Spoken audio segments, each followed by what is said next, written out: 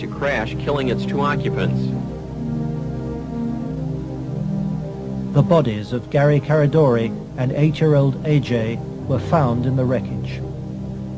National Transportation Safety Board investigators say wreckage from the crash is apparently strewn over a 3/4 to 1 mile long stretch in this field. The fact that the wreckage is scattered over a large area certainly demonstrates that it did break up in flight. The exact mechanism of breakup yet is still unknown. The federal investigation was never able to discover what tore the plane apart. There are things missing from the plane. His briefcase is missing. I think the plane was sabotaged. There's no doubt in my mind. Within 24 hours of the tragedy, all Caradori's records were impounded by the FBI. Gary's widow, Sandy, is still unable to come to terms with her loss. As a mother, I don't want to ever think that somebody murdered my child, let alone my husband. But I think if you'd ever talk to any parent, be it mother or father, that's ever lost a child, I mean, the worst thing that you can think of is that somebody would want to murder a child. I really feel that somebody killed my brother. And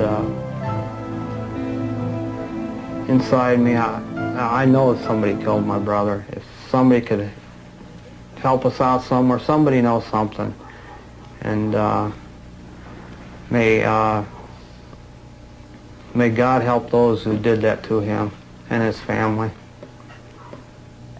The effect of Gary's crash on the investigation, I think, in effect, put an end to anybody else coming forward. There are many victims. We knew of more. There are more. They're still out there. They're afraid to come forward. That's when I was finished, because I figured out if they murdered Gary and his son, there was nothing that would stop them.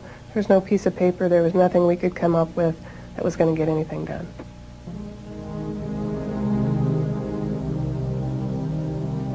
But Gary Caradori's death pricked Troy Bonner's conscience. He promised Sandy that he would tell Senator Schmidt's committee about the FBI's pressure which led him to lie. I set the record straight. I was, going to do it. And would, the truth would come out, and somebody would be held accountable for his death. And then at the funeral I had seen, FBI guys, and they looked at me. I was supposed to meet Senator Labetz and Schmidt for lunch after the funeral. And, that's when I decided, I told my mom, we're not going to do the lunch. We're going to hightail it out of Lincoln now. Troy Bonner claims that pressure from the FBI and with the assistance of the county attorney's office in Omaha led him to swear a new statement claiming that he and Alicia Owen had concocted the entire child abuse story. He told this story to the grand jury formed to bring any charges. On July the 23rd, 1990, the grand jury issued a bizarre and contradictory report. It indicted Larry King for fraud and embezzlement and ruled that he had paid young men for sex, but dismissed allegations about his sex ring. It indicted Alan Baer for the serious offense of pandering for sex, but rejected evidence linking him to King or to Citron, whom it noted had been convicted of separate child molestation charges. It accepted that Troy, Alicia, and Paul Bonassi had been abused, but not by the people they identified. And for refusing to withdraw her evidence, it charged Alicia Owen with perjury.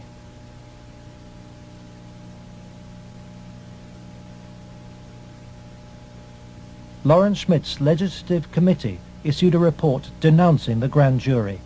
Schmidt acknowledges that the system failed both the victims and him.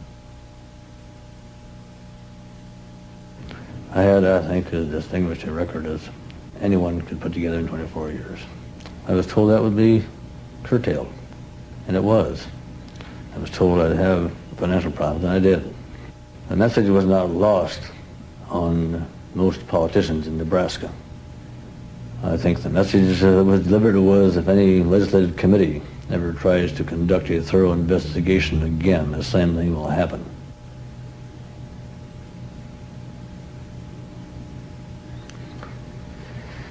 It has shaken my faith in the institutions of government. I used to be a firm believer that the system would work, and that people who did things wrong would be punished. And we discovered victims who claimed to have been abused and who the grand jury acknowledged had been abused. But they did not try to find out who had abused those individuals. Instead, they convicted Alicia Owen of perjury. Indefensible from my point of view.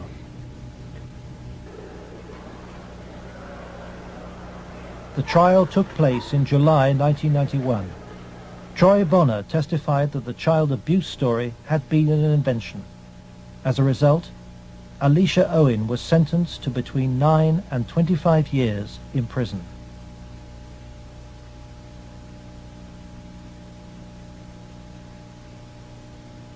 I can't find a case in the history of this country where some kid got sentenced to 25 or 30 years in prison for something like this. If you were going to pick a what I call a telesign, something that says something's fishy about the whole thing, it was in the sentencing itself. For some reason, they had to send a signal to every kid who was a potential witness. My opinion again. A signal so loud and clear, if you dare to come forward, if you dare to talk, watch what happens.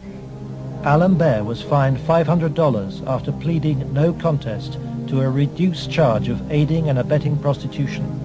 Peter Citron served 2 years of a 3 to 8 year sentence. Thanks to Troy Bonner's lies, Larry King never faced child sex charges. For the $40 million fraud, he was given a 15-year sentence, 10 years less than Alicia Owen. I feel really sick. I should be taken out and shot for doing that. And if that was to happen, I would go willingly.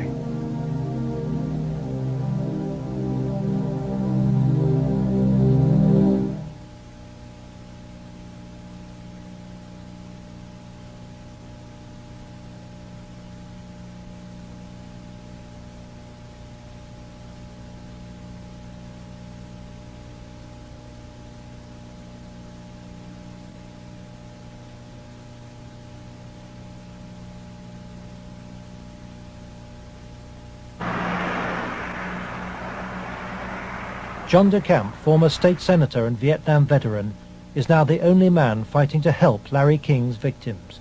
He is the lawyer trying to overturn Alicia Owen's conviction and to expose the cover-up. I live in Nebraska. Hell, I was born here, raised here. I have 4 kids growing up here. Like it or not, it's my heritage, you know? Well, if it's a dirty cesspool that I gotta live in or look back on that I left, that ain't good. The real cost, if I were going to say to my family, has been the fear and intimidation it's put in some of the kids. A couple of the kids are really, really frightened and really had some sleeping problems over, you know, here, this or that. So that's been the real concern I've had. John has received anonymous threats and has turned for advice to his friend and one-time boss, former head of the CIA, William Colby. Old Bill Colby told me better than anything. The one thing the bad people can't afford is publicity, and knocking you off right now or doing something obvious to one of your kids would bring them more trouble than it's worth.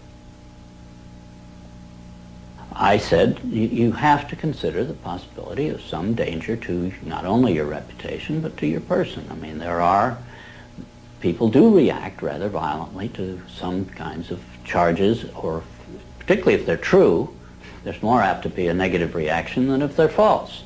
If they're false charges, then they can be reacted to in a normal way by a libel suit or whatever. But if there's truth in it, there can be a danger in that situation. We've seen that happen in other cases.